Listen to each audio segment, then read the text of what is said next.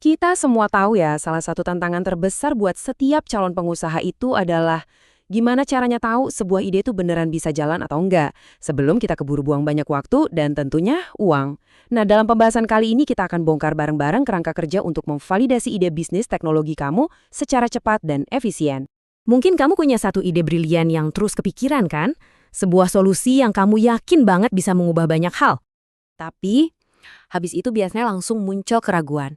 Gimana kalau ternyata nggak ada yang mau? Gimana kalau kita udah capek-capek bangun sesuatu, ternyata pasarnya nggak butuh? Ketakutan ini nyata banget, dan justru inilah yang akan kita atasi bareng-bareng hari ini. Oke, sebelum kita loncat ke cara validasi ide, kita mulai dari dasarnya dulu ya. Kita perlu kenalan dulu nih sama subjek utama kita, seorang technopreneur.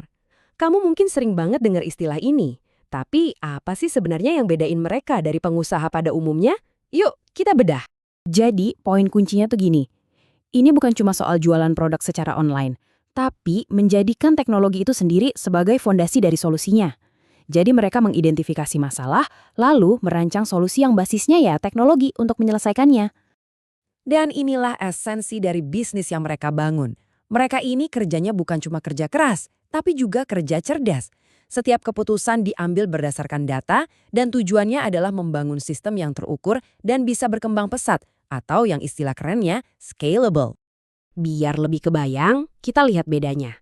Pengusaha konvensional misalnya buka toko fisik, pertumbuhannya ya terbatas sama lokasi toko itu aja kan? Nah, kalau seorang technopreneur, mereka membangun platform digital yang sejak hari pertama udah punya potensi buat menjangkau pasar global. Semuanya dengan efisiensi yang didukung oleh otomasi. Nah, sekarang kita sampai pada langkah yang paling fundamental, tapi sering banget loh terlewatkan. Sebelum kita buru-buru mikirin solusi, aplikasi, atau fitur canggih, seorang teknopreneur yang hebat itu selalu mulai dari sini. Menemukan masalah yang benar-benar nyata. Prosesnya nggak serumit kedengerannya kok. Pertama, cukup amati aja kehidupan sehari-hari. Apa sih yang sering dikeluhkan orang di sekitar kita? Kedua, validasi pengamatan kamu itu pakai data. Jangan cuma andalkan asumsi ya, bisa lewat survei atau wawancara singkat. Terakhir, dari sekian banyak masalah, pilih satu yang paling urgent untuk diselesaikan. Oke, teorinya cukup ya. Sekarang, mari kita lihat gimana semua konsep ini diterapkan dalam sebuah studi kasus yang nyata. Kita bakal bedah ide bisnis bernama Saku Sampah.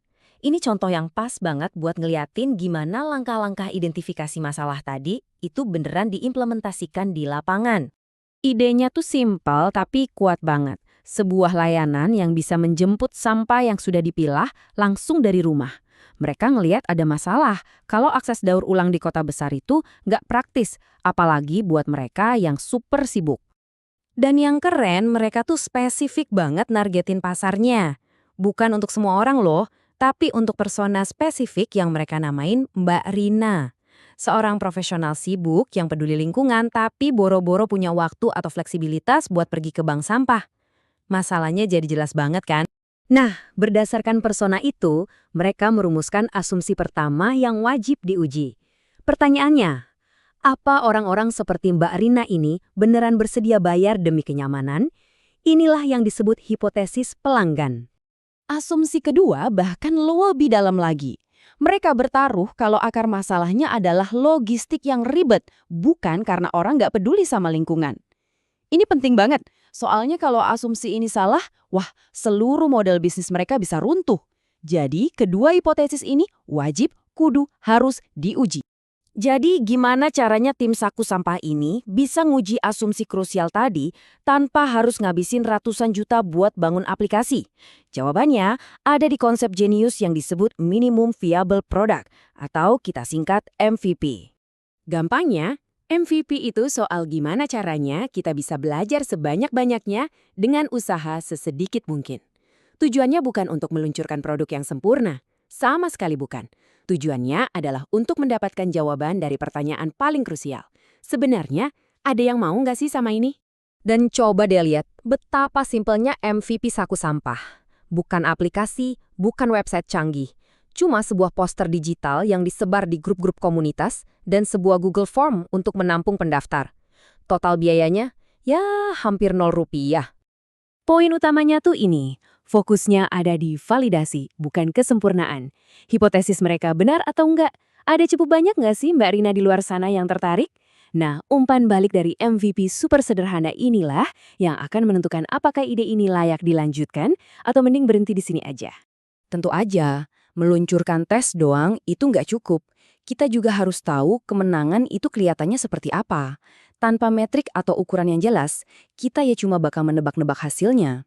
Nah, ini nih yang membedakan pendekatan profesional dari yang sekedar coba-coba. Mereka nggak cuma berharap yang terbaik, tapi mereka mendefinisikan apa arti terbaik itu dalam bentuk angka. Metrik pertama adalah tingkat konversi. Dari semua orang yang ngeklik tautan, mereka pasang target setidaknya 15% harus benar-benar mengisi formulir pendaftaran. Angka ini nunjukin seberapa kuat ajakan mereka dan seberapa nyata kebutuhan calon pelanggan. Metrik kedua ini mengukur intensitas. Nggak cukup cuma mendaftar dong, mereka juga bertanya, seberapa besar kemungkinan kamu akan menggunakan layanan ini? Dengan menargetkan skor rata-rata 4-5, mereka mau memastikan kalau mereka ini nggak cuma menarik minat biasa, tapi beneran menyelesaikan masalah yang sangat dirasakan.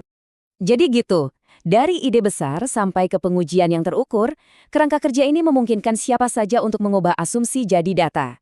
Intinya bukan soal punya semua jawaban, tapi tentang gimana caranya tahu pertanyaan yang tepat untuk diajukan dan mengujinya dengan cerdas. Nah, sekarang coba pikirkan ide kamu. Masalah apa yang akan kamu validasi pertama kali?